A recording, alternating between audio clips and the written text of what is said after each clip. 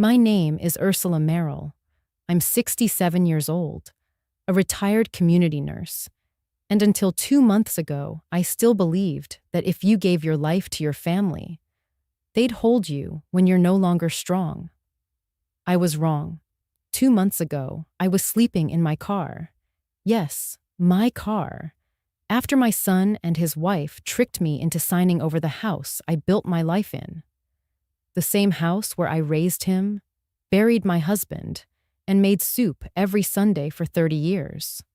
And they took it from me.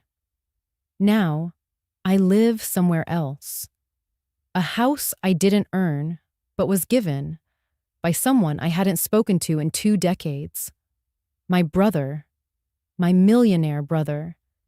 He found me shivering in a Walmart parking lot, tucked under a blanket in the back seat of my old Toyota Camry. He didn't ask why. He just handed me keys, a new home, a fresh start, and a check for $5 million. I didn't tell my son. I didn't tell anyone. I just moved in quietly, like a ghost rising from her grave. I let them believe I was gone, erased, powerless. And then, just 4 days ago, he showed up. Nathan, my only child, my baby boy, now a man of 39, standing on the porch of my new house like he belonged there, holding a bouquet of white roses. The same roses he brought to his father's funeral. The same flowers his wife, Lila, used to decorate the centerpiece at my last birthday dinner. The one where they convinced me to sign a few documents for legal protection. Nathan stood there awkwardly, shifting his weight from foot to foot. He hadn't seen me in weeks, not since the locks changed and the silence between us became deafening. He smiled, like this was a reunion. "Hi, Mom," he said softly, offering the roses. "You look good." I looked at the flowers, white roses, fresh, delicate, pure. How fitting, I thought. He had no idea what was waiting for him on the other side of that door. He didn't know I wasn't in an assisted living facility, crying over betrayal. He didn't know his quiet, aging mother had become someone with choices, with strength, with a folder on the table next to the teapot, containing every lie, every forgery, every account he thought I'd never see. I didn't ask why he came. I didn't scold him. I didn't cry. I just opened the door and stepped aside. "Come in, Nathan," I said calmly. He hesitated. The weight of the home, the silence of the hallway, the warmth of the air, it all caught him off guard. "This doesn't look like assisted living," he mumbled, eyes scanning the high ceilings, the marble fireplace, the polished wood floors that caught the morning light just right. I didn't respond, because some truths aren't told in words. Some truths are shown. 2 months ago, I was living in my car. Now I was here. And Nathan, standing in front of the mother he thought he had buried under paperwork and legal tricks, was about to learn that some women don't fight with fists or fury. We fight with silence, with preparation, with a different kind of power. The kind that doesn't need to be loud to be absolute. He followed me inside. I took the roses and placed them gently on the table next to the folder. Then I sat across from him, looked into the eyes I once saw in a newborn crib, and said the words I'd been practicing in my mind for weeks. "Let's talk." Because this time, I wasn't the one unprepared. Before I go on, let me tell you about the house. The real house. The one on Cedar Street, not the one Nathan saw last week with crystal chandeliers and marble floors, but the home where my real life unfolded for nearly 4 decades. It wasn't fancy, just a modest 2-bedroom bungalow with peeling shutters and a porch swing that creaked whenever the wind changed. But every corner, every scratch on the hardwood floors, every chip in the kitchen tiles, carried a story. We bought it in 1984. Tom and I had just gotten married. Me, fresh out of nursing school. Him, a new elementary school teacher with a heart too big for this world. He always believed in neighborhood cookouts, over-tipping waitresses, and letting kids be loud, because that's how you know they feel safe. We didn't have much. I remember eating beans and rice the first year we moved in, just to afford the roof repairs. But somehow, that house always felt warm. It smelled like tomato soup in winter and fresh laundry on Sundays. The back garden wasn't much, but Tom loved that patch of dirt like it was sacred. He planted white magnolias for me the spring I turned 33. Said they reminded him of how calm I looked when I slept. He was that kind of man. At night, we read books aloud in the living room. Him with his feet on the ottoman, me curled up under a crocheted blanket with my tea. Nathan would run laps around us, pretending to be a superhero, his little socks sliding on the floor. That house held everything. My birthdays, my miscarriages, our fights, our forgiveness. The phone call when we learned Tom's cancer had returned for the third time. The final night, when he couldn't breathe without my help, and he gripped my hand not because he was scared, but because he didn't want me to be. 7 years ago, I washed his pillowcase and folded his flannel shirt into the bottom drawer. I couldn't bring myself to donate it. Still haven't. After he passed, I poured myself into being a mother, a grandmother, a friend. Nathan became my reason. I cooked for him every Sunday, even after he married Lila. I watched their daughter when they wanted to go on trips. I offered money when work was tight, and I never once asked for anything in return. Because that's what love is, right? You give, without an invoice. That house became my sanctuary. After Tom, it became the only place where I still felt his presence. The creak on the third stair, the worn-down arm of his old recliner, the coffee mug he used every morning with the chip on the rim. I never moved it. Some people think that's clinging. I call it remembering. And so, when Nathan and Lila suggested streamlining the paperwork, said it would protect the property in case anything happened to me, I said yes. Not because I didn't understand what I was signing, but because I trusted them. I trusted my son, the child I had carried in my body for 39 weeks, the one I nursed through fever, drove to band practice, clapped for at every spelling bee, even when he came in fourth. I thought naively, foolishly, that if I gave him the house on paper, he would give me the home and heart. But I was wrong, so very wrong. That's why now, when I walk through the polished halls of my new house, I still think of the one I lost. Not because I want it back, but because it reminds me how easy it is to be blind when you're looking through the lens of love. And sometimes, it takes having nothing, not even a key to your own door, to finally see things as they really are. Nathan didn't change all at once. It was slow, like a shift in the wind. One day, you're hanging laundry and the breeze feels gentle. The next, it bites your skin and makes you question if you imagined the warmth to begin with. When he introduced me to Lila, I remember thinking, she's poised. Too poised, maybe. She spoke in soft, measured sentences, smiled when appropriate, and always made sure her blouse was neatly pressed. Her earrings matched her shoes. Her compliments were warm but generic, like she'd memorized them from a magazine for daughters-in-law. "Mrs. Merrill," she said the first time she shook my hand, "Nathan's told me everything about you." I remember feeling oddly uncomfortable, not because she was rude. She wasn't. In fact, she was too polite. too careful, like someone trained to disarm. Over time, they started coming over more often. At first, it warmed my heart. We had dinners on Sundays again. Nathan fixed my leaky faucet. Lila helped me rearrange the spice rack, the bookshelf, the living room. She liked to optimize, she said.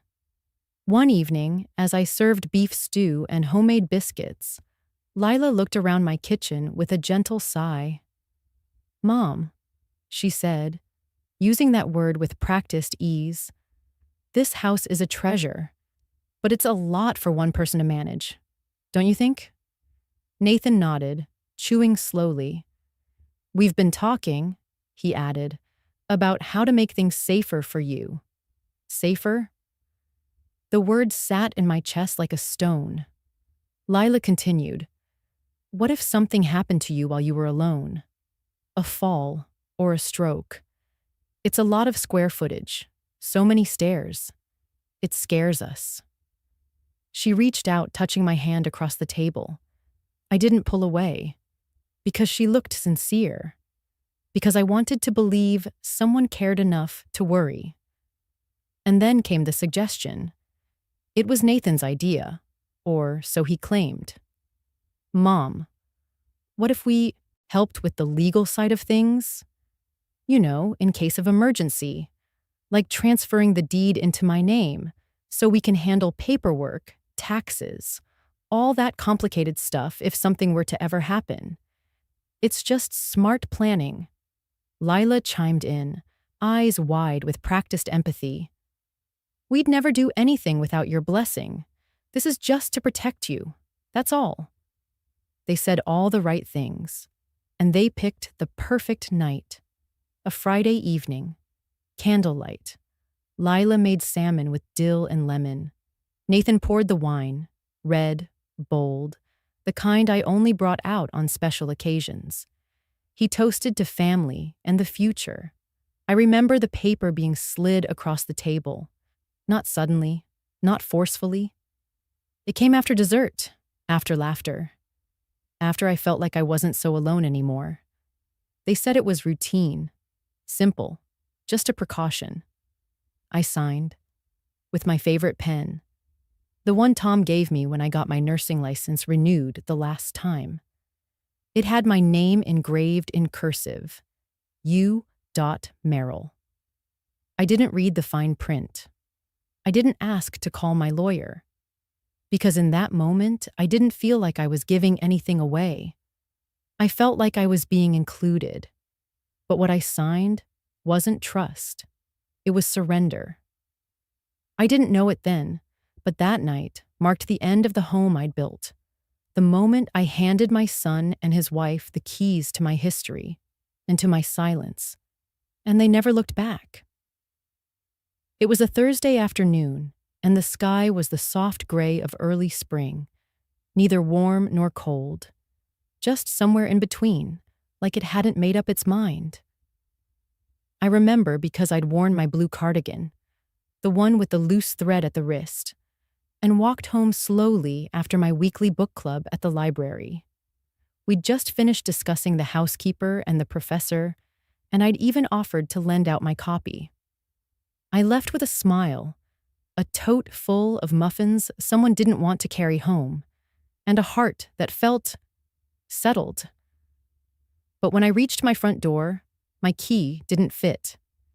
At first, I thought I'd picked the wrong one. I carried a ring full of spares, garage, shed, mailbox. I tried them all. None worked. I stood there for a full minute, staring at the lock like it had betrayed me. Then I noticed something else. The welcome mat was gone. It had been there for decades, faded black, with the words, "Home, sweet home," barely legible anymore. It had a corner that always curled in winter. I used to trip on it when I wasn't careful. Now it was missing, replaced by a brand new mat with no words. Just gray, flat, impersonal. I bent down, touched the bottom of the doorframe out of habit. That's where I used to hide a spare key. But even that little box was gone. Not misplaced. Removed. Still, I knocked. I knocked like someone who belonged there, like someone whose hands had once painted that very doorframe yellow during the summer of 1997. The paint had chipped, but I never minded. I waited. Nothing. I knocked again, louder. A flicker of movement through the living room curtain. Then silence. Then, my phone buzzed. It was a text from Lila. "Mom, I know this is hard to understand, but this is the gentlest way. Please trust us. We love you." Gentlest way? Love? I read the words twice, 3 times, and then I sat down. Not on the porch swing. It was gone too. Just the top step, where Tom used to sit every Halloween handing out candy, dressed like a cowboy, always slipping the shy kids extra Snickers. I sat with my tote bag of muffins and my worn cardigan and watched the wind move the branches of our magnolia tree. My magnolia tree. It had bloomed early that year, white petals like soft paper, bending gently in the breeze. I used to clip a few and put them in a vase beside Tom's urn every spring. That day, I couldn't even bring myself to look. I stayed there for hours. The sun moved behind the neighbor's roofline. The sky turned gold, then ash. Still, no one came to the door. No one opened a curtain. No one spoke. I thought, maybe Nathan was out. Maybe Lila had made a mistake. Maybe this wasn't what it looked like. But the truth was as plain as the new lock, the missing mat, the erased key. I wasn't welcome, not just in the house, in my own story. Eventually, the porch light clicked on automatically, casting a glow on my lap. I looked at my hands, still strong, still steady. They had held lives, stitched wounds, fed a family, buried a husband. Now they trembled.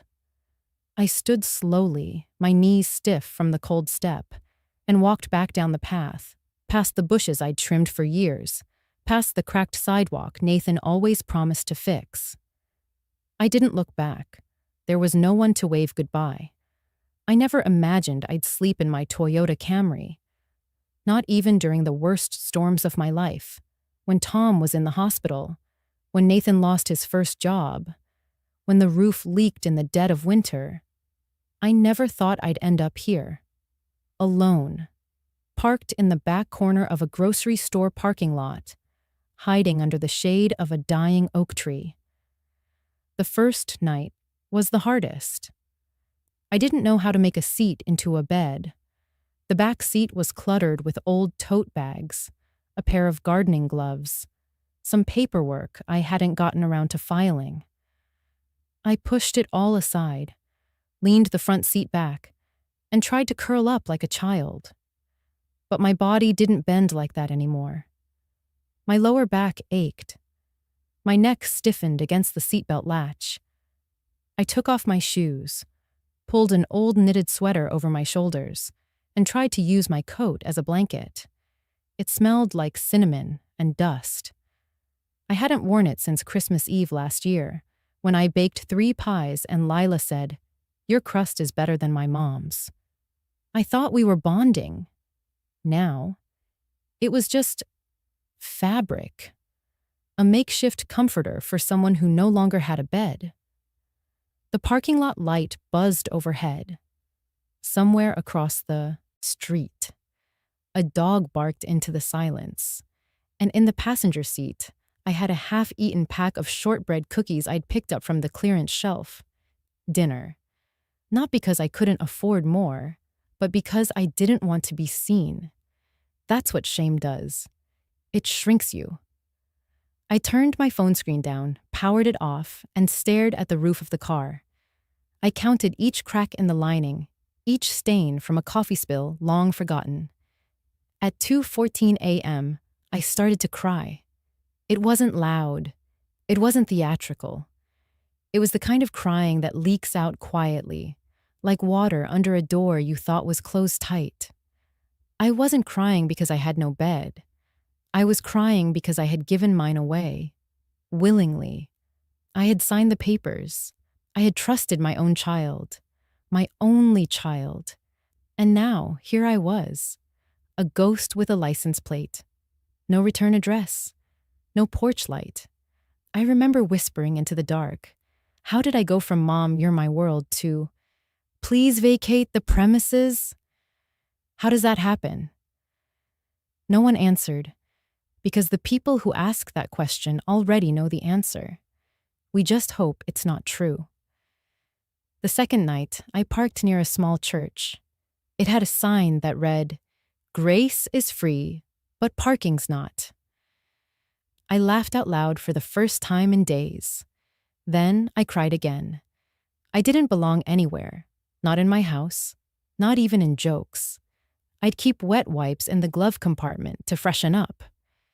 Used gas station restrooms to change clothes. $8 store soup with a plastic spoon I wiped clean between meals. A woman who used to host Thanksgiving dinners now peeled labels off cans in the dark so no one would know what she was eating. And every night, before sleep, if you can call it that, I asked the same question. What did I do so wrong? Not once, not twice, every single night.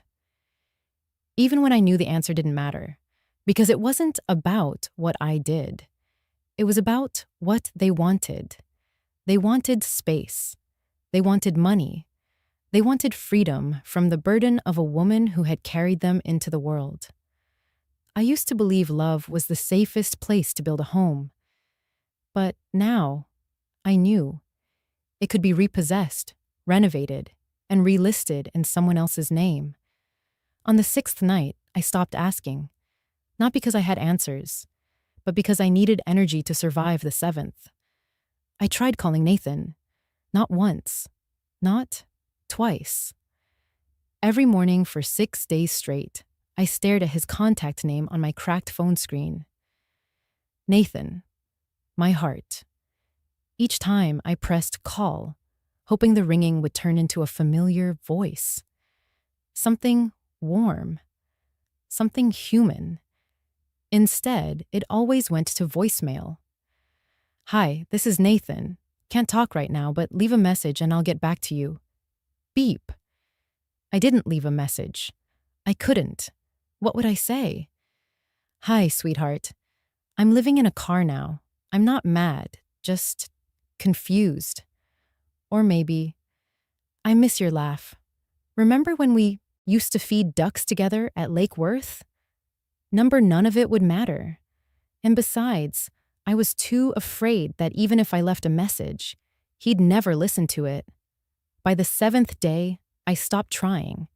Instead, I started walking into the public library, not to read, not even to charge my phone, just to get warm.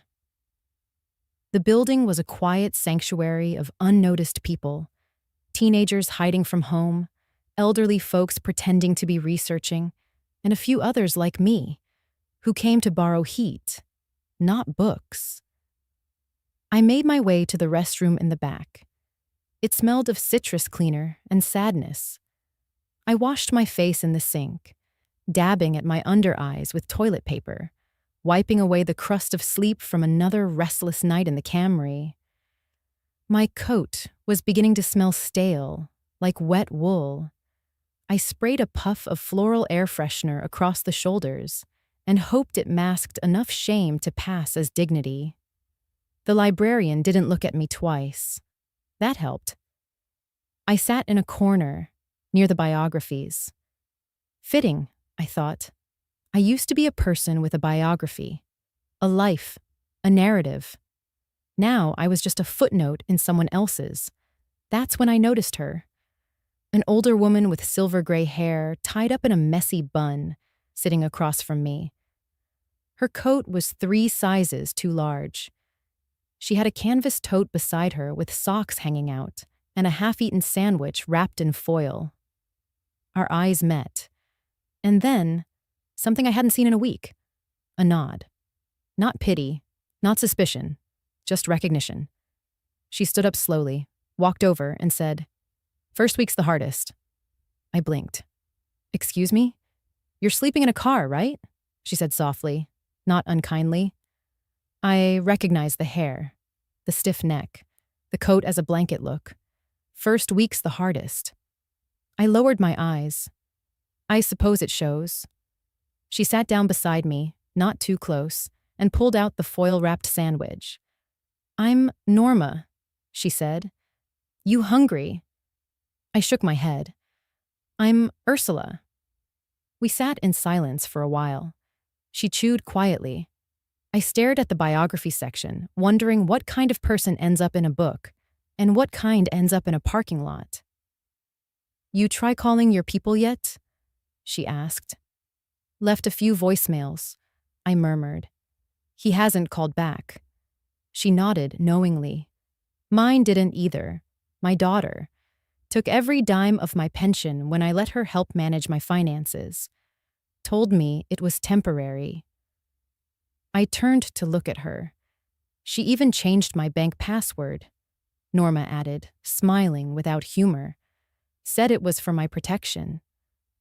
I could have laughed if I wasn't holding tears.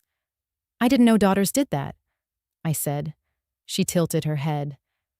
I didn't know sons did either. For the first time in days, I felt less alone, less like a singular mistake, more like a member of a sad secret club, mothers discarded like seasonal decor. We talked for over an hour, about arthritis, about library staff who looked the other way, about the best gas stations for hot water and the softest parking lots to sleep on. And then Norma said something I wouldn't forget. They might silence us, ignore our calls, lock their doors. But we still get to choose what kind of women we are in the silence. That sentence held me like a mother's hand, gentle, strong. She patted my shoulder and walked away, disappearing into the non-fiction section like a character from a story I hadn't finished reading. I looked at my phone again.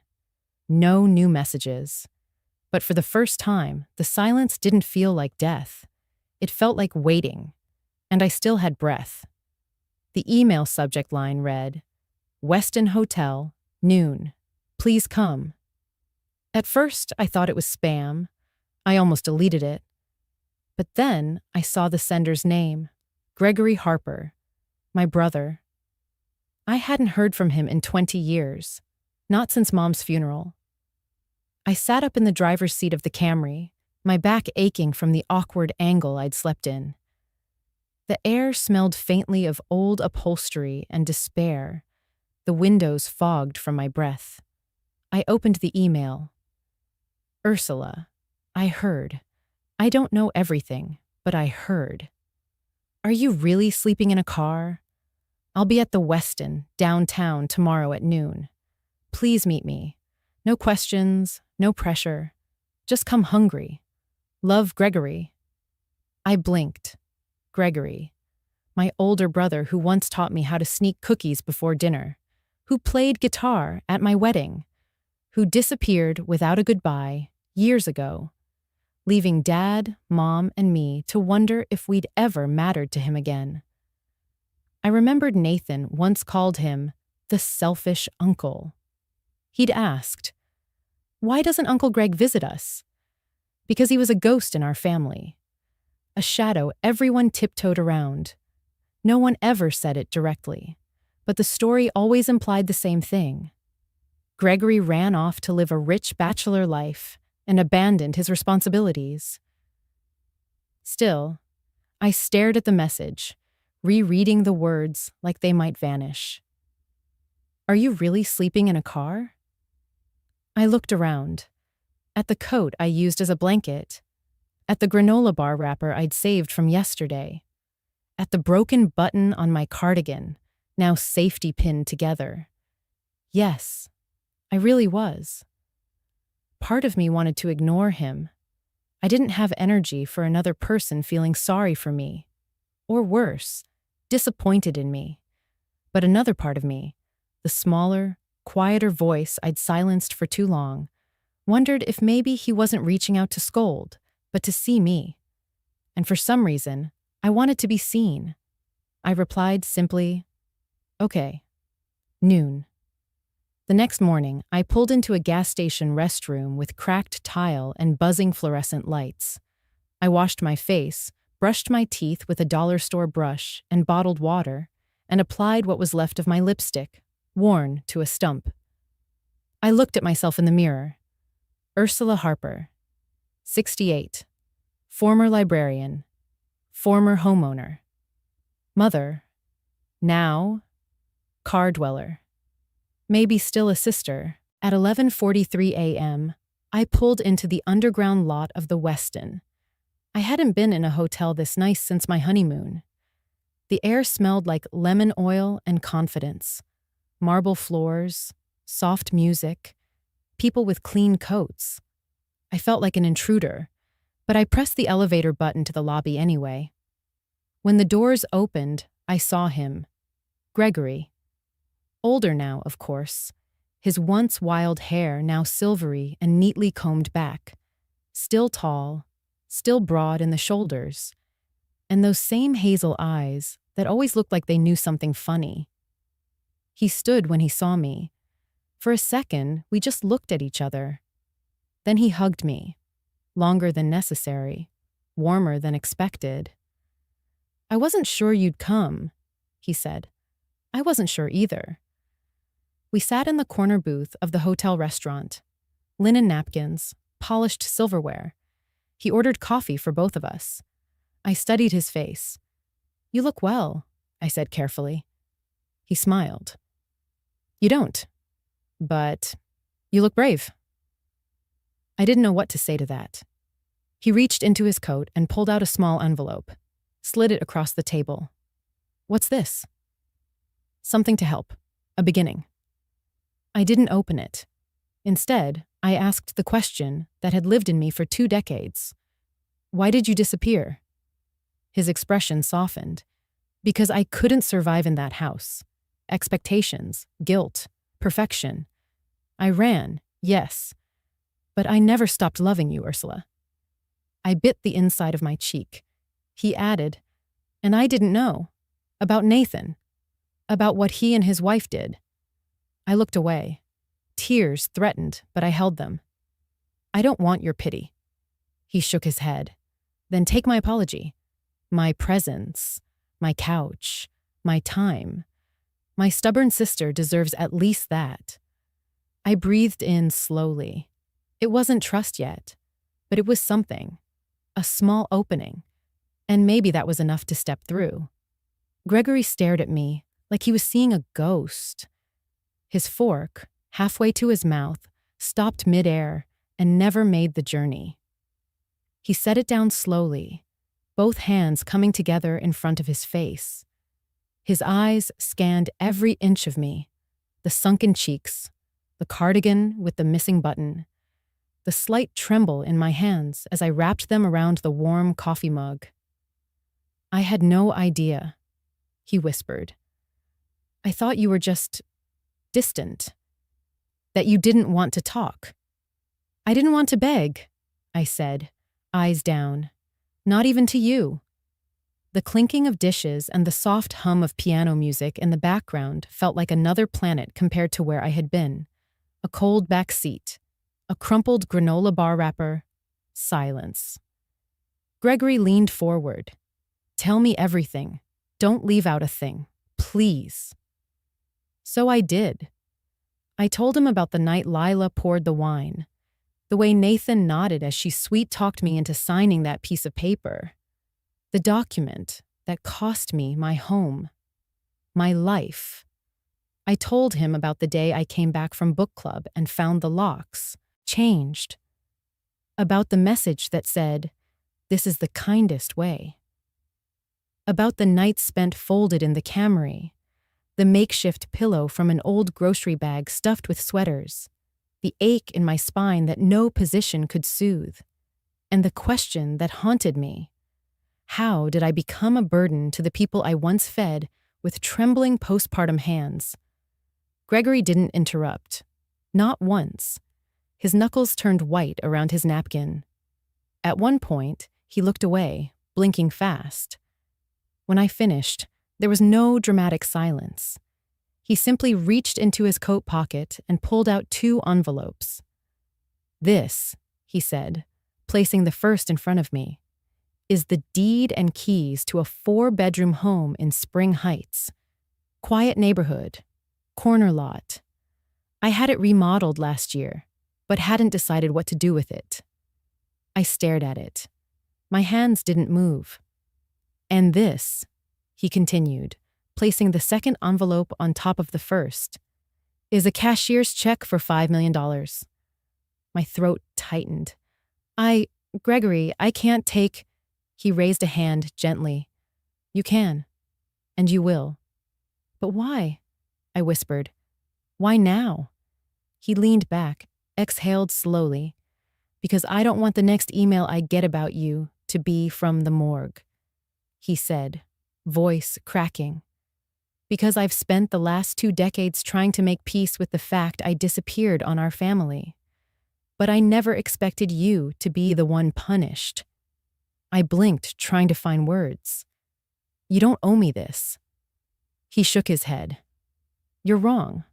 I do owe you. You were always the good one, the steady one. You kept things together when Mom got sick, when Dad couldn't cope. You showed up every time. You loved me even when I didn't write back." I felt something hot and painful push behind my eyes. He continued, "I don't want to be the brother who only comes back when it's too late. You're still alive, Ursula. And that means you're still deserving of everything this world took from you." I touched the envelopes. They didn't feel real. The paper was too crisp, the numbers too large. But Gregory's eyes? They were soft, unwavering. "I thought you left because you didn't care," I said. "I left because I was weak," he replied. "But I'm here now, and I'm not going anywhere." Silence stretched between us like a bridge, and for the first time in years, I didn't feel like jumping off it. I felt like walking across. I finally asked, "Why didn't you tell me you were doing so well?" He smiled sadly. "I didn't want to show off. Now I just want to show up."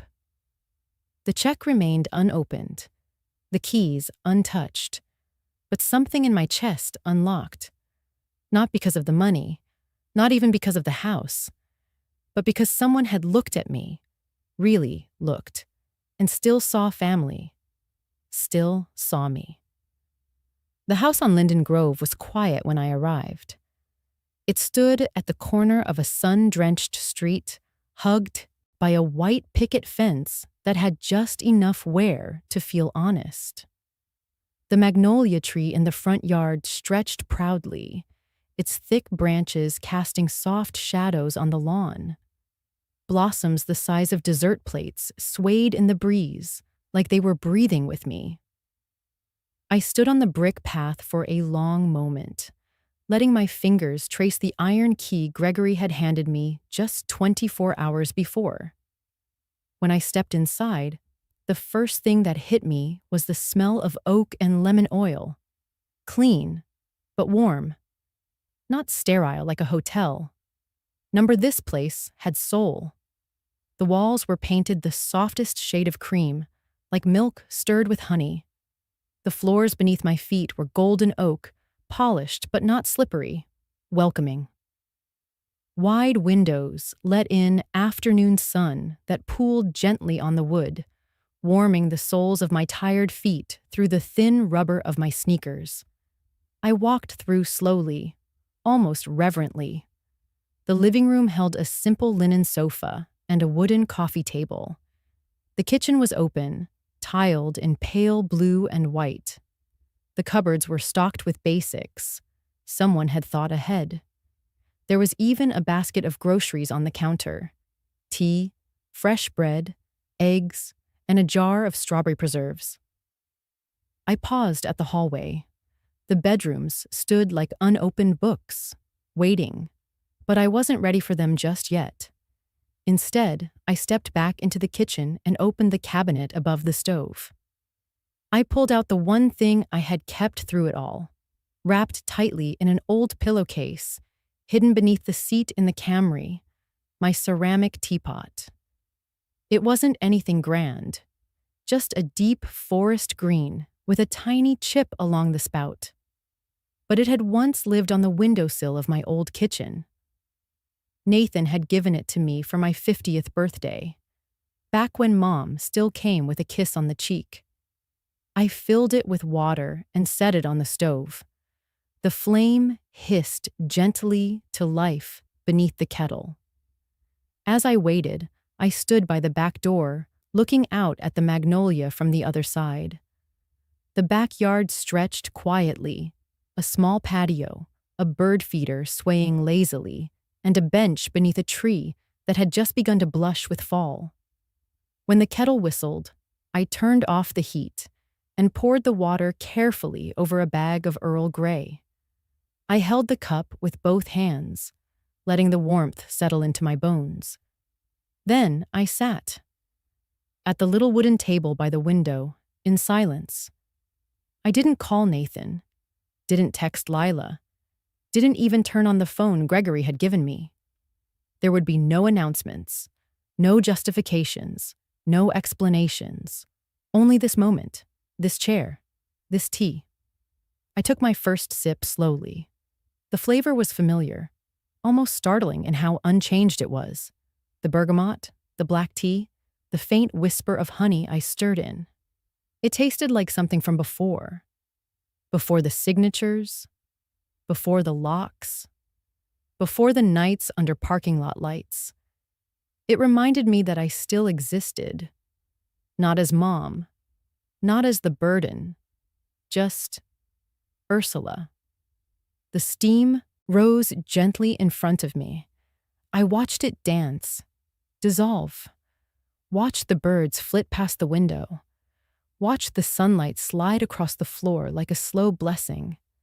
No one knew I was here, and I liked it that way, because for the first time in a long while, I wasn't waiting to be let in. I wasn't standing outside a house that used to be mine. I wasn't asking for permission to belong. This place didn't have memories yet. No ghosts in the walls, no photos to make my throat tighten. Only space and silence and the soft hum of beginning again.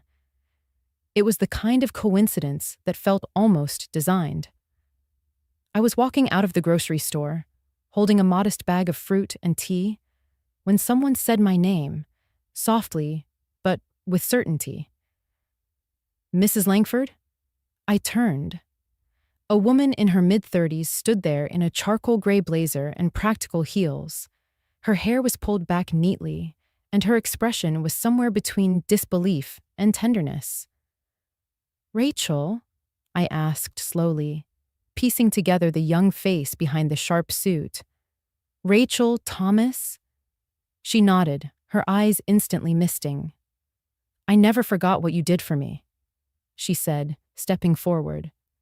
"You let me stay in your classroom during lunch breaks when I couldn't afford food.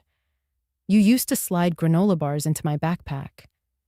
You told me I was smart enough for law school even when I was barely making it through high school." Her voice cracked. "You changed everything." I hadn't cried in weeks, but in that moment, under the dull fluorescent lights of a parking lot, something broke open in me. We hugged. She insisted we grab coffee. I tried to protest, but she waved it off. "I owe you at least this," she said. Inside a quiet corner cafe, we sat across from one another, steam rising between us. I didn't plan to tell her everything.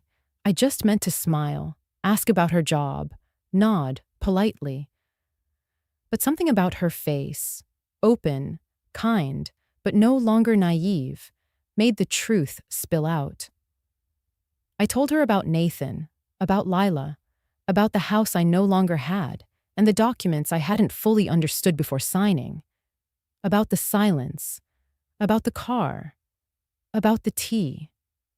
Rachel didn't interrupt. She listened like someone trained to weigh every word. When I finished, her eyes had sharpened, but her voice remained gentle.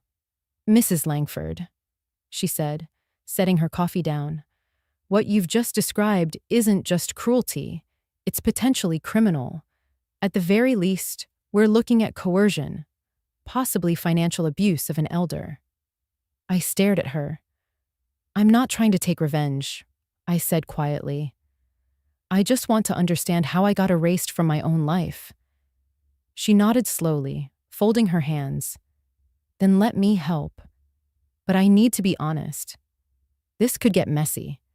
We may uncover things that are painful. And you have to be ready for the fact that some of it may be deliberate and not just misguided love." I felt my throat tighten. "Can you handle that?" she asked. I paused. Then, "I think I have to."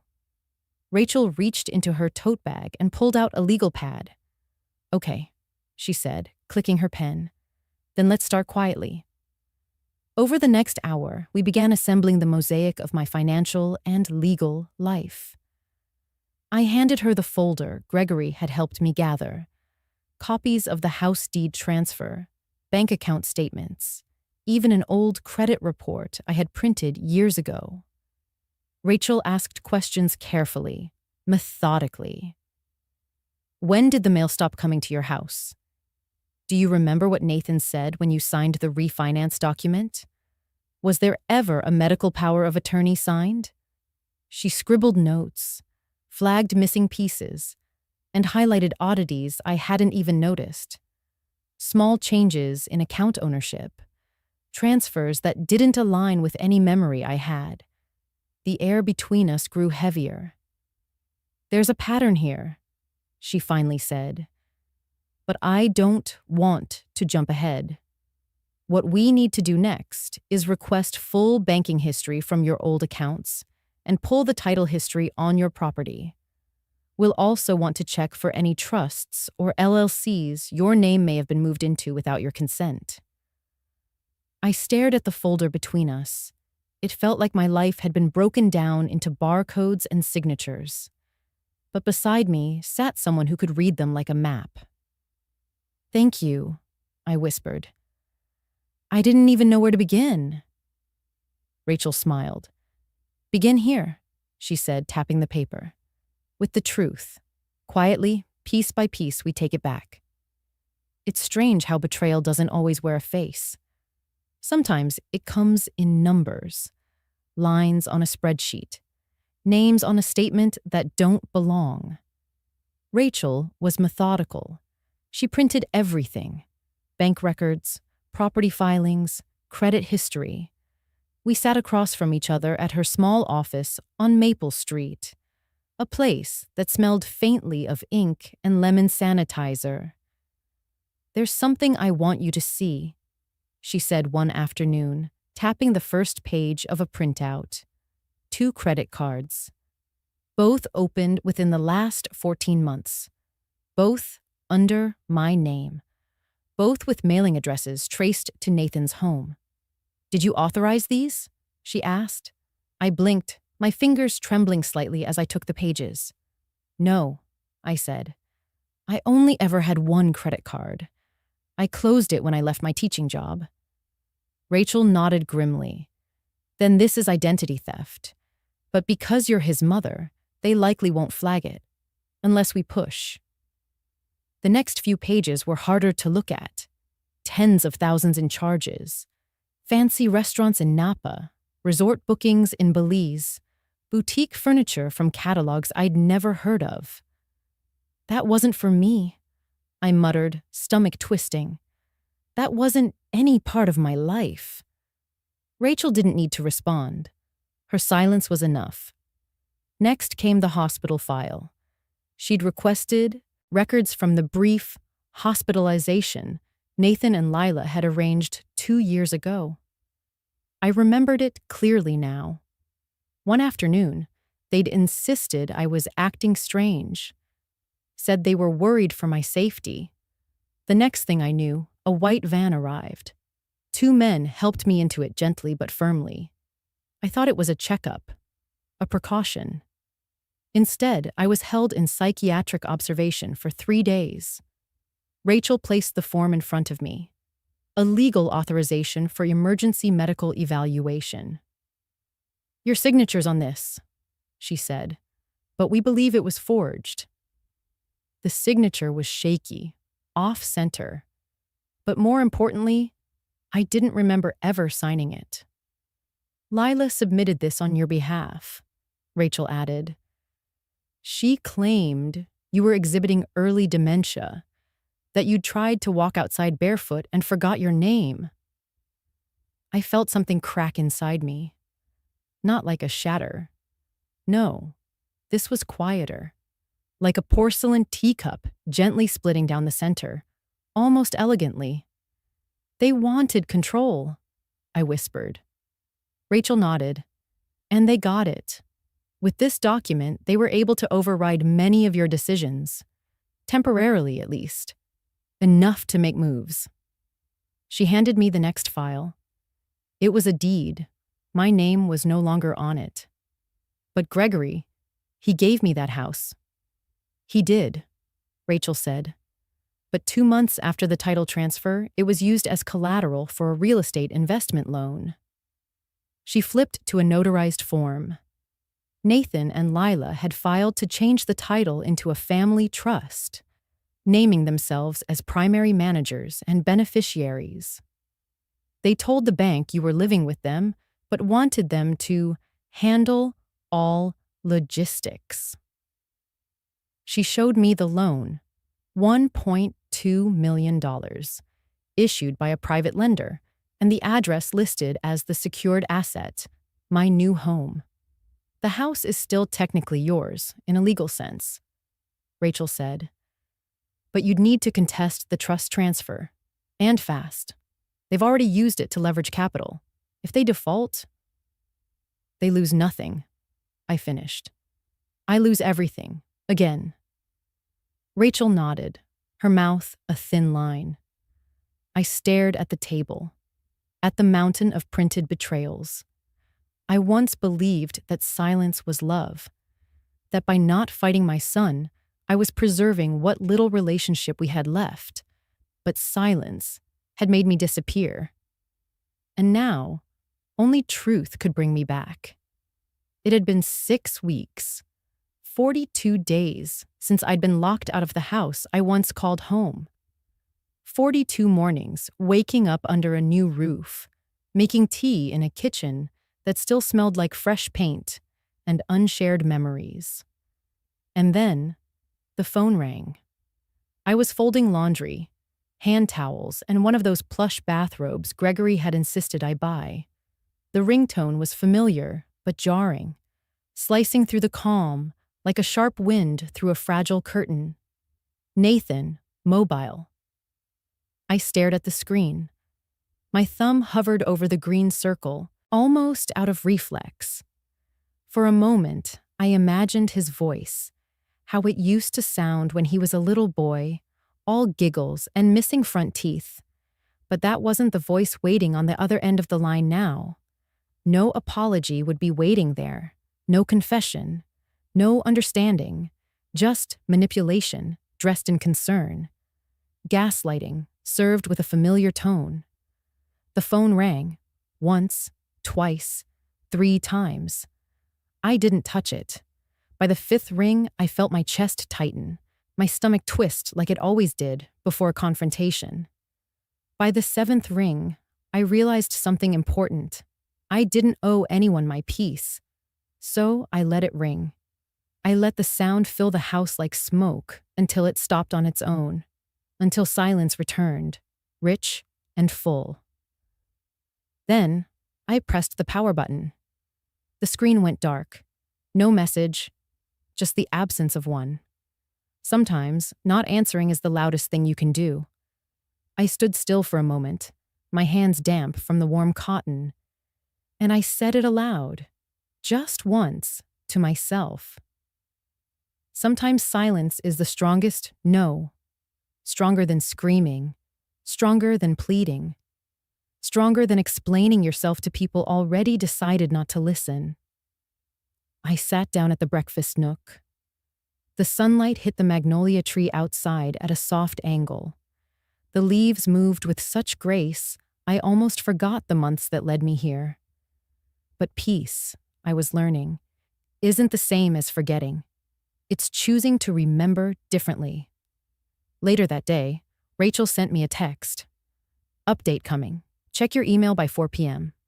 I waited, made more tea, folded the last of the towels. At exactly 3:58, the email arrived. Subject: R.E.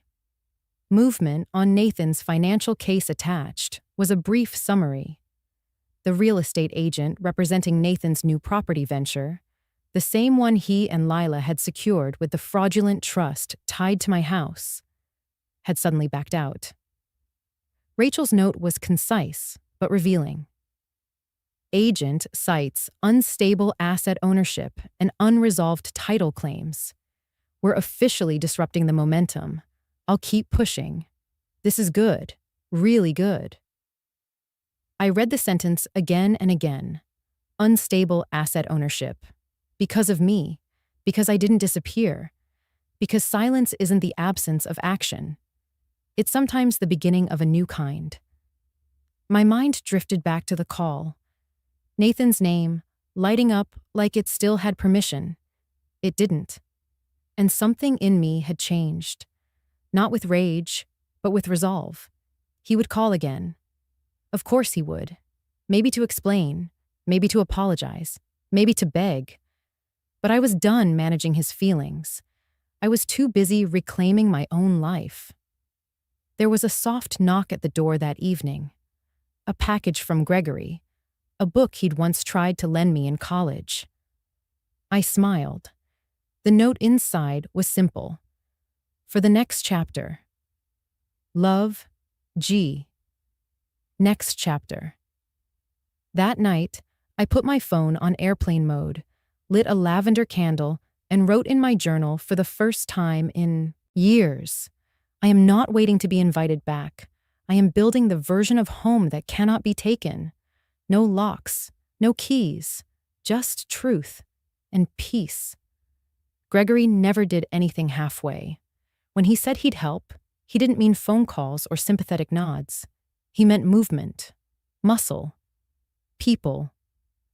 One morning, barely a week after Nathan's first silent phone call, Gregory showed up at my door in a navy suit, crisp, pressed, and 5 steps ahead of everyone. He wasn't alone. "This is Mr. Forrester," he said, gesturing to the man beside him, whose handshake was firm and whose eyes missed nothing. Private investigator, former FBI, discreet and thorough. Before I could respond, another person entered behind them. "And this," Gregory added, "is Ms. Chen, forensic accountant. She's a wizard with paper trails. If there's a lie hiding in a decimal point, she'll find it." I stood there holding my mug of tea, still in my cardigan, wondering when my quiet life had become a legal briefing. "Gregory, are you sure?"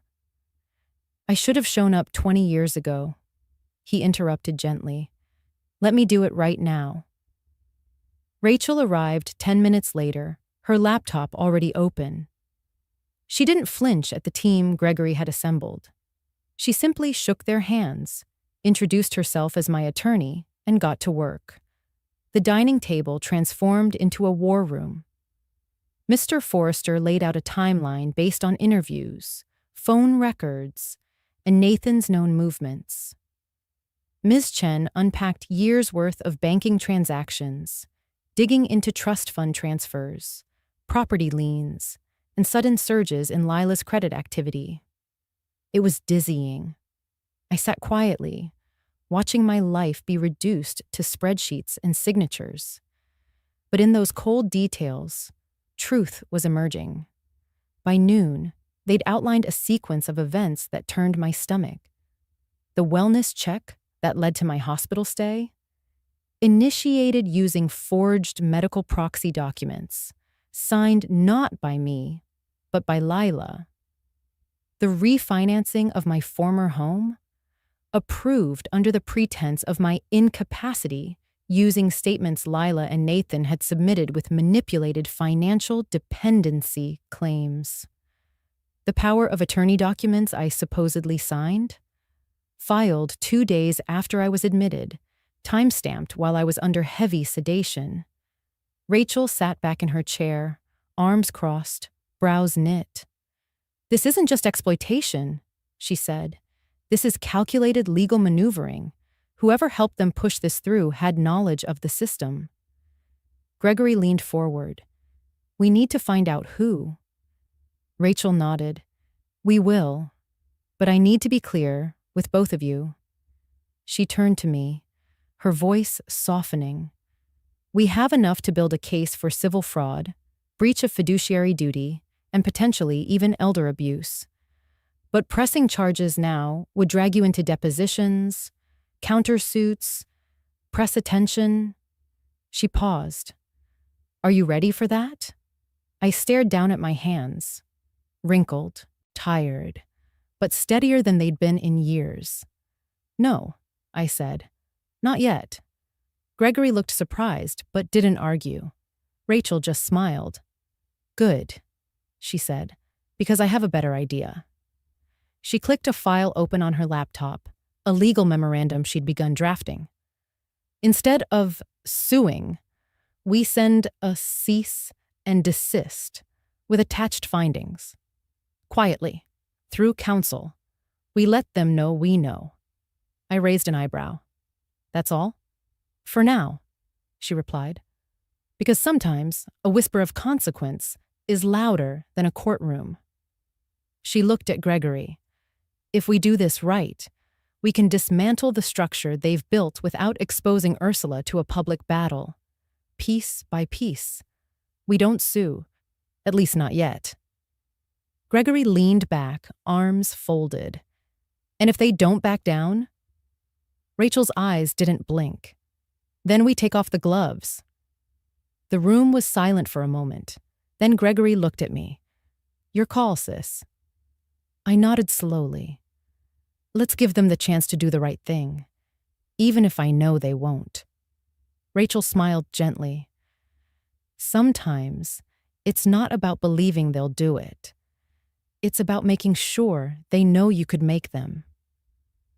There's a difference between preparing for war and preparing for truth. I didn't want war. I didn't want drama or shouting matches, or for my neighbors to see something unravel on the front lawn. I wanted quiet, precision.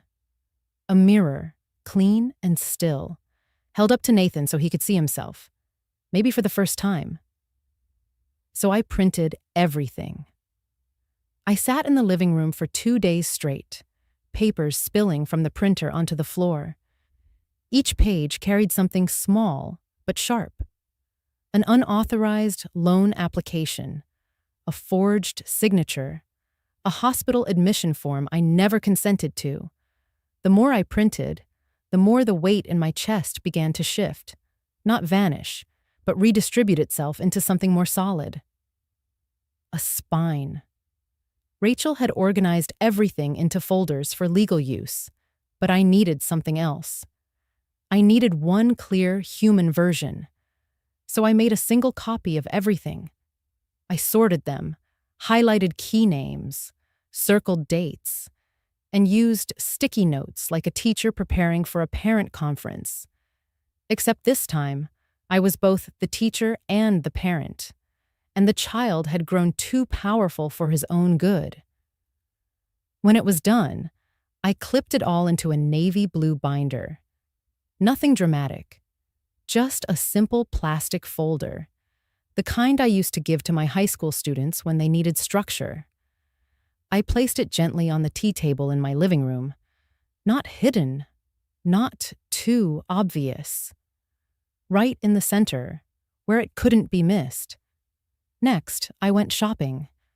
The old ceramic teapot I had carried from the house Nathan took was chipped. It had served me well, but today required something different. I found a pale green glass tray at a thrift shop, just elegant enough. 2 new teacups with matching saucers. White, porcelain with soft gold trim. Quietly defiant. When I came home, I brewed chamomile. Not because I expected company, not yet, but because I needed to practice what calm looked like.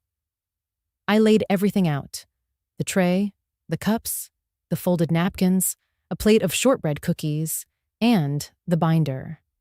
No note, no threats, no begging, just the truth, right there, unvarnished and waiting.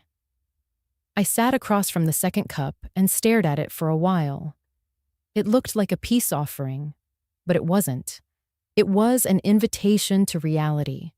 If Nathan came, he would see what I saw. Page by page, lie by lie, every dollar, every document, every silent betrayal. He wouldn't be able to say he didn't know. And if he did, I would simply hand him the binder, pour the tea, and let the weight of it all sit between us. I had decided long ago that I wouldn't yell. There had been enough raised voices in this life. His, mine, Lila's. Shouting never made anyone listen more closely. It just made the space between us louder. No, this time would be different. If he came, I would sit in silence and let the binder speak. Let the pages spell out the kind of man he'd chosen to become. And then I would excuse myself. Maybe go water the magnolias. Maybe bake something. I hadn't decided. All I knew was that I would not explain myself again. I would not ask him why. I would not beg him to love me better. My love had already built him, fed him, schooled him, housed him. What he did with that foundation was his own story now. But I would not allow him to edit mine. There was a kind of peace in readiness. Not the peace of forgiveness yet. I wasn't there. But the peace of no longer chasing redemption where none was offered. That night, I turned off the lights at 9 p.m. Sharp. The tray stayed out. The tea had gone cold. The cookies sat untouched. The binder, unopened. But it was all waiting. Because sometimes the most powerful thing a mother can do is be still. It was 7:42 a.m. when the doorbell rang. I was still in my robe, standing in the kitchen, waiting for the kettle to hiss. The sound startled me. Not because it was early, but because I knew who it had to be. No one else rang the bell that gently, as if unsure whether they wanted to be let in. I opened the door slowly, and there he was. Nathan stood on my porch, holding a bouquet of white roses, the same kind he had brought to his father's funeral. Back then, they had looked crisp, elegant, full of solemn grace. Today, the petals drooped slightly, as if they too had grown weary. His hands trembled. His eyes were rimmed red, with dark hollows beneath them. He looked thinner, worn.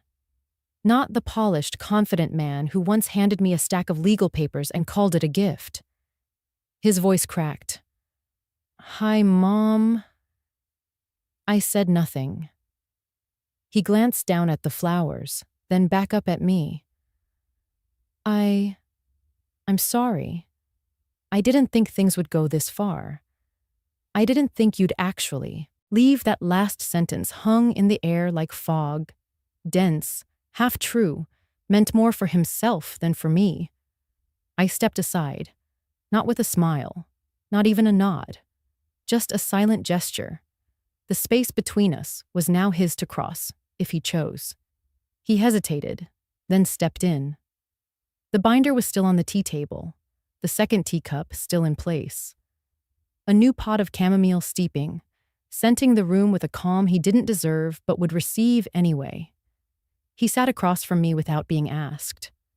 I watched him glance at the binder, then quickly look away. His thumb brushed nervously over a single rose petal, frayed at the edge. I didn't know Lila. I didn't know she forged things, or that she took out loans in your name," he began. "At least, not all of it." I still didn't speak. He swallowed. "I just thought, maybe if things were in our name, it would be easier for taxes, for planning. I didn't think, I mean, I thought you'd still have the house. Just, on paper, it would be ours." The mental gymnastics he performed to justify betrayal were almost admirable in their acrobatics. Almost. But I didn't interrupt, because this was his unraveling, and I wasn't there to catch the threads. He finally looked me in the eye. "Mom, I'm sorry for everything. I really am. I miss you. The kids miss you." That was the first twist of the knife, using the children. He always knew where to aim, but I kept my gaze level. Soft, but unmoved. I poured tea, 1 cup for him, 1 for me. Still no words. He sipped, then put it down, unable to sit still. "You were always so generous. I thought you'd forgive this too." Now there it was. The root. Not guilt, not regret, but expectation. That I would be who I always was, the soft place to land, the bottomless well. I reached over, lifted the binder, and placed it gently in front of him. No accusation, just evidence. He opened it, his hands stilled. For 10 minutes, the only sound was the turning of pages.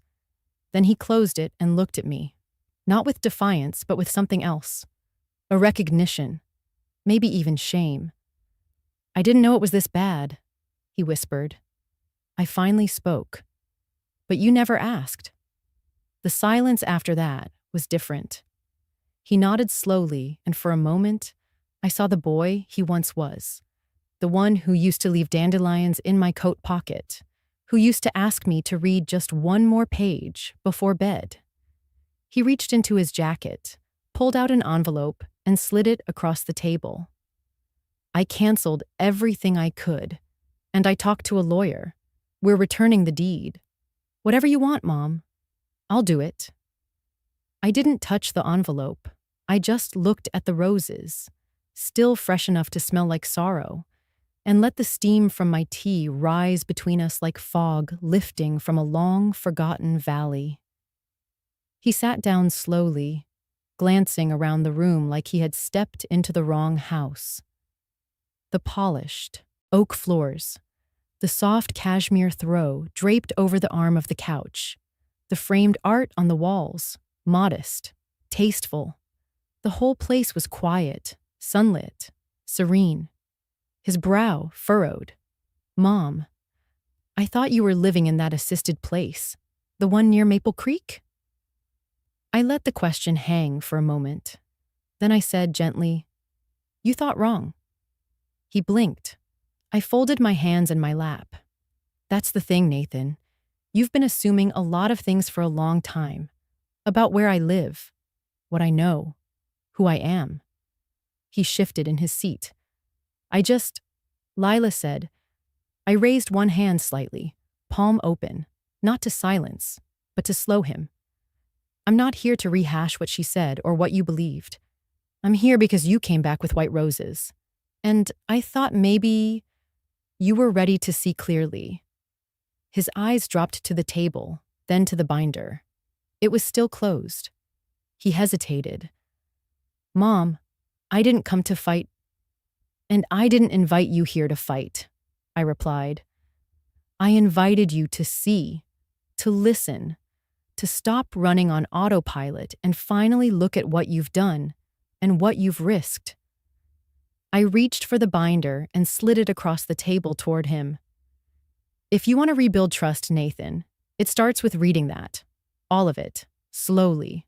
No excuses, no interrupting." He looked down at the cover. Plain, simple, a label in my handwriting. What you didn't see. Still, he didn't move. So I stood, walked into the kitchen, and returned with 2 cups of coffee. Set his down beside the binder.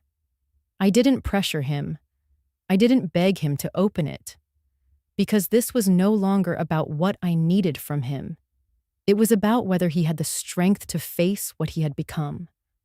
He picked it up. Page by page, his face began to shift. Copies of forged documents, screenshots of unauthorized credit activity, legal notes from Rachel, handwritten timelines, a photocopy of a signature. Mine, shaky, unfamiliar, proven not to be mine at all. His hand froze on that page. This isn't your signature, he said quietly. No, I replied, it's not. But it was good enough for a real estate deal, an investment loan, and a medical authorization that landed me in a facility against my will. He covered his mouth with his hand. The silence that followed wasn't hollow. It was thick, alive. It crawled into the corners of the room, into the spaces between us where trust used to live. He turned another page, and another. By the time he closed the binder, his eyes were wet. I didn't know, he whispered. I didn't know all of it. I honestly thought you were fine with it, that you just didn't want to deal with paperwork anymore, that it was easier if you took over? I interrupted, not harshly, but firmly. If you handled things for me? He nodded slowly. You didn't take over, Nathan. You took. There's a difference. He winced. Then he looked up at me. So what happens now? I leaned back, exhaled. That depends on you. I'm willing to do whatever it takes, return everything, undo it. Undoing won't fix everything, I said softly. Some things can't be returned. But understanding them, that's a start. He reached for the binder again, like he might read it a second time. I watched him for a while, then said, You asked if I still lived in assisted living. The truth is, I moved the day after you told me I didn't need to live in my own home anymore. His eyes widened. Wait, this house? I nodded. Gregory helped. Rachel negotiated everything legally. It's mine. Bought under my name, with cash. No liens, no shared deeds. He leaned back, stunned, and then he smiled. Not with joy, but with relief, maybe, or shame. I guess I didn't know you could still do all that, he said. I took a sip of my coffee. That, I replied quietly, is exactly the problem. He sat there, the binder still in front of him, though he hadn't touched it again. His hands were resting on the table, one palm up, like he'd forgotten how to hold himself together. I refilled his cup. The tea had cooled, but neither of us seemed to mind. There was warmth enough in the air. He cleared his throat. I should have said something earlier. He began, his voice cracked and low. But I didn't know how. I guess I still don't. I didn't interrupt. I just waited, letting the silence wrap around us like an old, familiar shawl. It was Lila, he said finally, eyes locked on a spot on the rug. She brought up the idea after Dad's funeral. Said you'd be vulnerable, that you'd need help with the house, finances, everything. I told her you'd be fine, that you're strong, always have been. He paused, swallowing hard. But she insisted, said it would be smart to put things in our names, that it would make things easier, safer, said you wouldn't even notice. I folded my hands, still silent. He continued, I didn't want to at first. I swear, Mom. I pushed back. I told her it felt wrong. But then, I don't know. Things started to fall into place too easily. One phone call led to another. One signature, then another. I started thinking maybe she was right. He looked up at me then, eyes shining, raw. And when nothing bad happened right away, when you didn't question it, I let myself believe it was okay. His voice broke. I told myself we were just taking care of things for you, that it was just a temporary shift, a safeguard. He laughed once, bitter, embarrassed. But it wasn't that. Not really. The truth is, it felt powerful. For the first time in my life, I felt like I had control over something, like I could make decisions that mattered. And that feeling, he wiped at his eyes. It was addictive. The room was very still. He kept going, barely pausing between words now. And once I saw how simple it was to move things around, to open accounts, to leverage the house, I stopped asking if it was right. I just kept going until it all spiraled. And by then, it was too late. I poured more tea, set the pot down. He looked at me, really looked at me. I didn't mean to hurt you. I know that doesn't mean much now, but it's the truth. I lost track of who I was, of what mattered. A tear slid down his cheek, and then another, until he was crying. Not loudly, not performatively, just openly. Quiet sobs that came from somewhere deep, somewhere that hadn't been touched since the day we buried his father. It had been years since I'd seen him cry. And yet I said nothing. No judgment, no dramatic monologue, no declaration of forgiveness. I simply reached for the teapot again and gently refilled his cup. The steam rose slowly between us. Sometimes love isn't loud.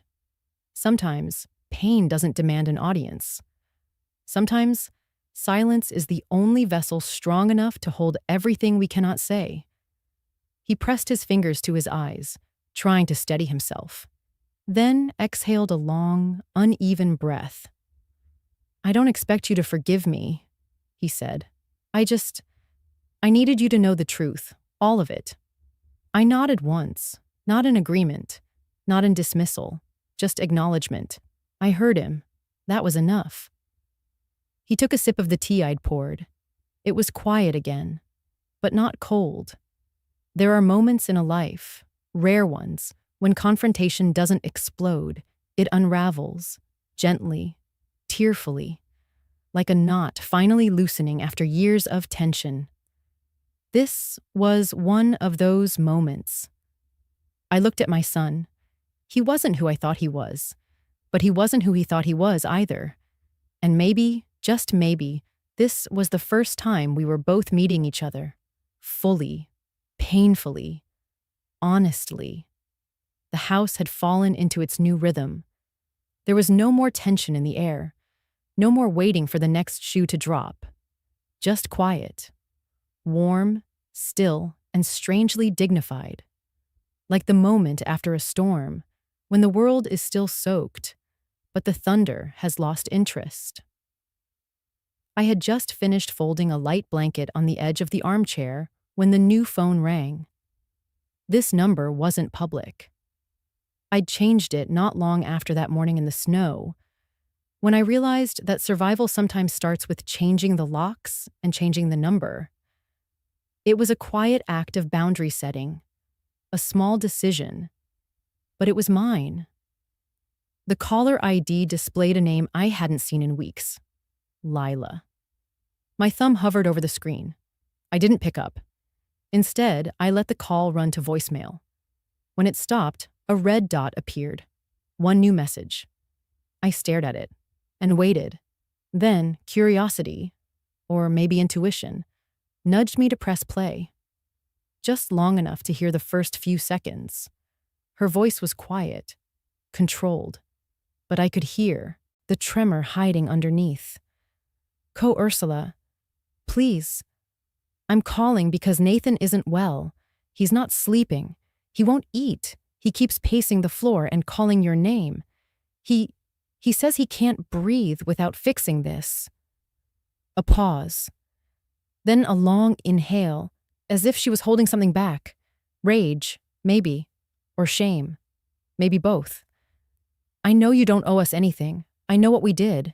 But please, if there's anything left, anything. Please don't let him fall apart. He's your son." The message ended. The room was completely still. I stood there for a long moment, the phone still in my hand. The silence around me felt heavier than the message itself. Not cold, not hostile, just complete. I didn't replay the voicemail. I didn't respond. I didn't forward it. I pressed delete. One tap. Gone.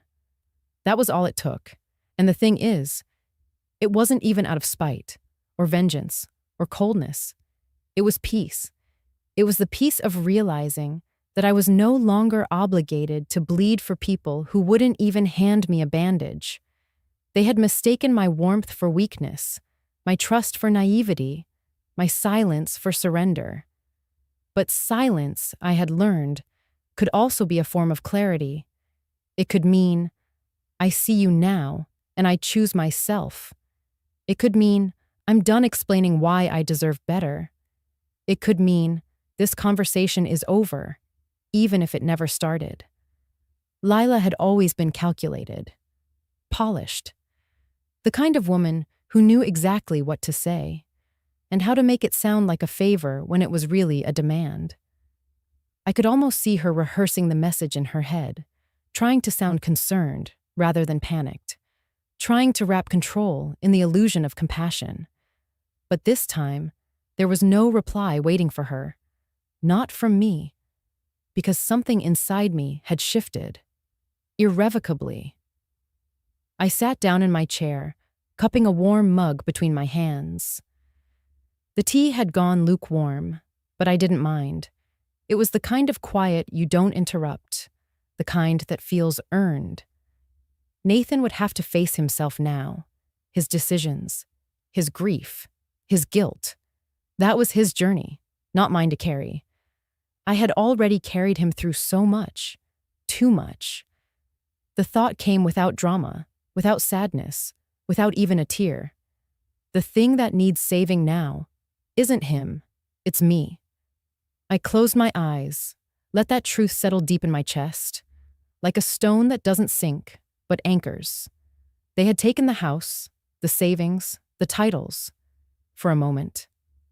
But I had taken back something far more powerful, myself. Rachel had printed everything out, every forged clause, every manipulated record, every call log and financial transfer, color-coded, annotated, legally framed in tight, clean language. She laid it out on the long table in Gregory's home office, the one with deep oak bookshelves and that old leather armchair that still creaked like it held its own secrets. Gregory stood behind her, arms crossed, his jaw set in that way that meant he was restraining himself. I sat quietly, letting the weight of the papers settle before me. They didn't just outline wrongdoing, they screamed it. Systemic manipulation, coercion, a clear conflict of interest from the notary involved, and more. Rachel cleared her throat. "I can get this to the court within 48 hours, she said. "Civil litigation, criminal fraud, potential elder abuse claims. This is airtight, Ursula." Gregory nodded slowly. "We have precedent, a sympathetic judge, and full documentation." They waited. The silence between us wasn't tense, just full. I looked at the documents again, and then I looked at Rachel. She was young, brilliant, fiery in a way that reminded me of how I used to be, when I thought justice only came in the form of punishment. Her hands were already on the briefcase, ready to slide everything inside.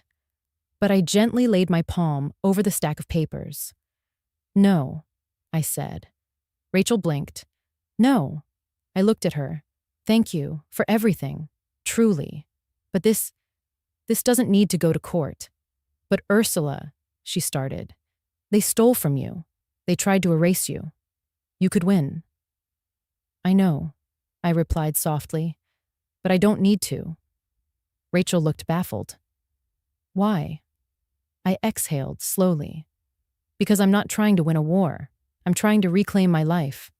Courtrooms don't give you that. Not really. They just prolong the noise. I paused, then added, if I take them to trial, the story never ends. There will be appeals, statements, depositions. More chances for them to twist things. More oxygen to feed the fire. Rachel sat back slightly.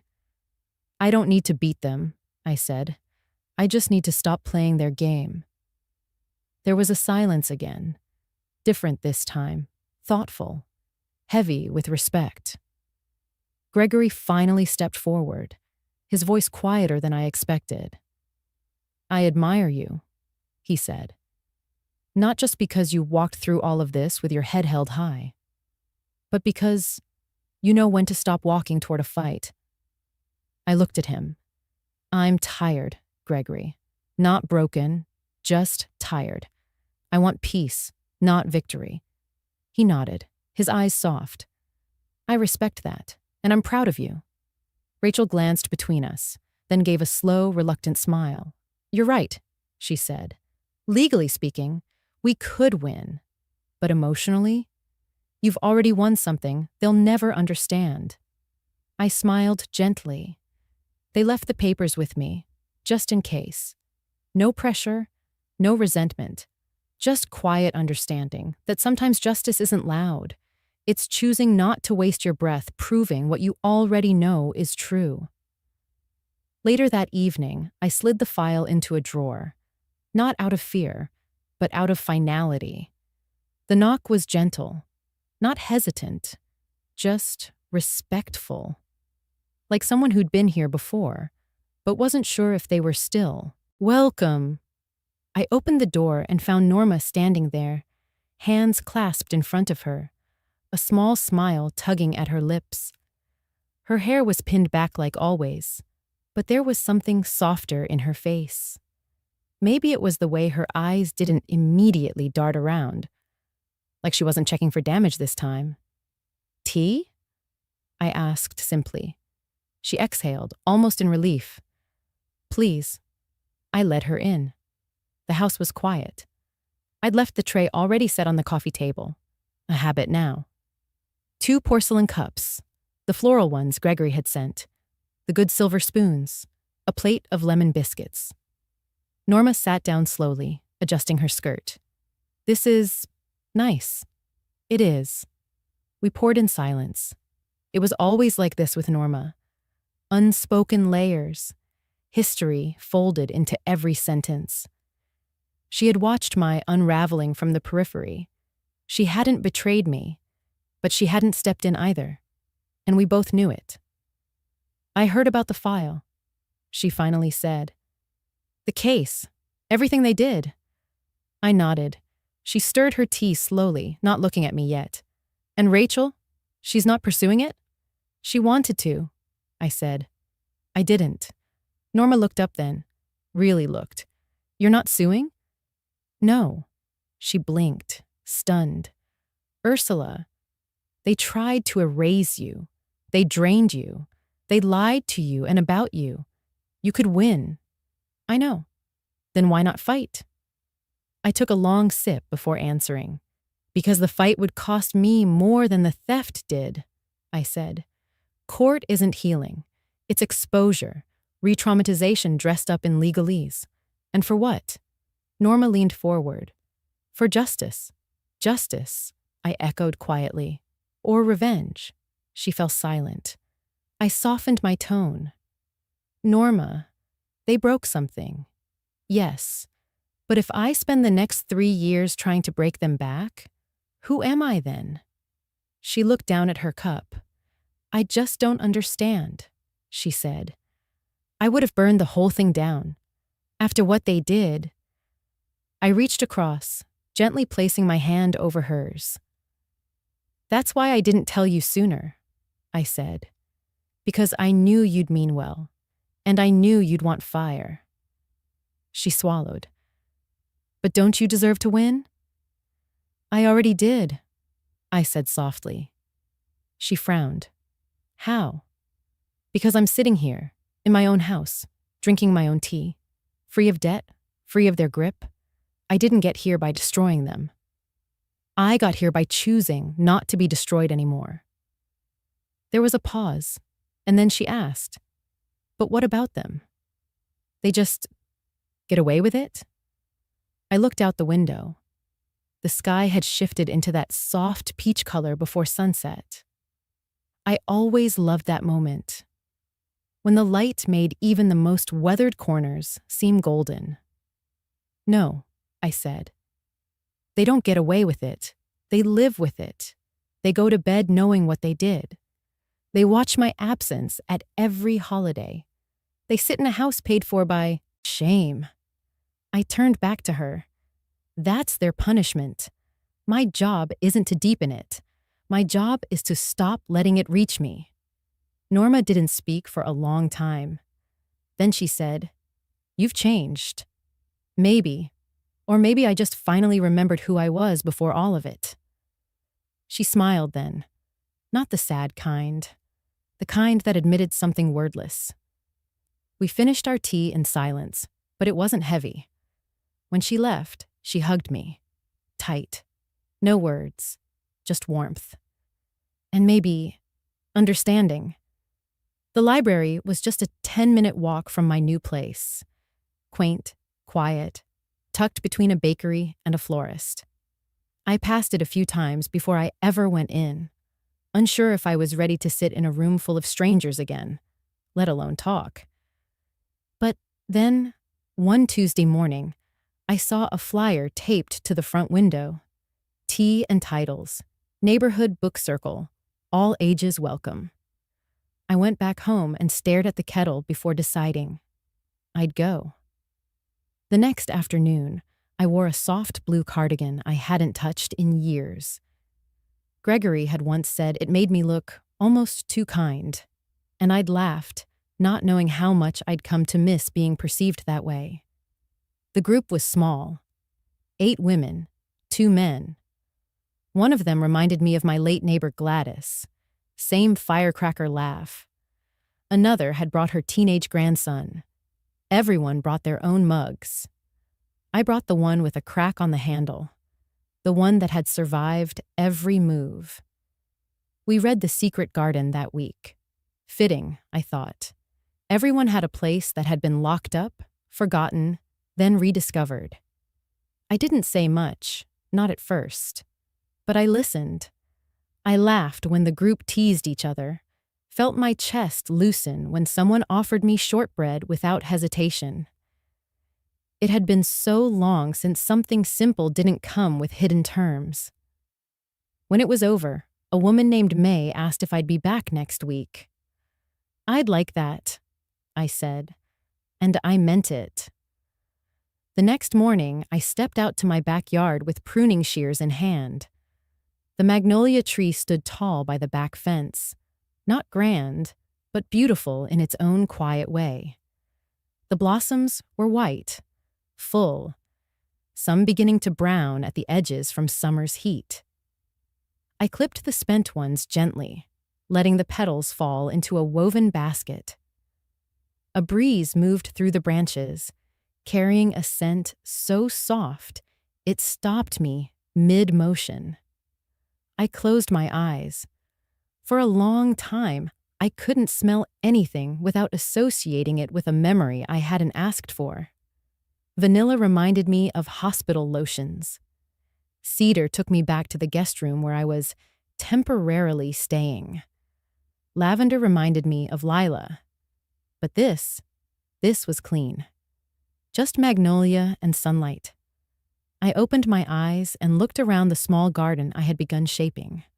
Potted herbs by the porch, a bench with a crocheted cushion, bird feeders in the corner. It wasn't much, but it was mine. Inside, I boiled water for tea. I didn't need the full tray. Just 1 cup. No audience. No confrontation. No need to steel myself. I chose chamomile this time. As I waited for it to steep, I leaned against the counter, watching a hummingbird flirt with the feeder outside. I thought about all the years I drank tea like it was medicine, bitter and obligatory, always tied to some ritual of recovery or keeping myself composed for someone else's comfort. Now it was just tea. I sat on the back steps, cup in hand, and breathed in the steam. And for the first time in years, no tightness in my chest, no ache behind the ribs, just a gentle quiet.